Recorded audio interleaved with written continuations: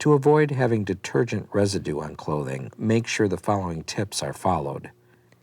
When available, use the detergent dispenser for adding detergent to the wash. If a dispenser is not available, add the measured amount of detergent to the wash tub before adding the laundry load. If the powder detergent is old or has signs of clumping, discard it and buy fresh detergent. Do not overload the washer. The washer can be fully loaded but not tightly packed. The wash load must be balanced. Detergent can be trapped in the load if overloaded.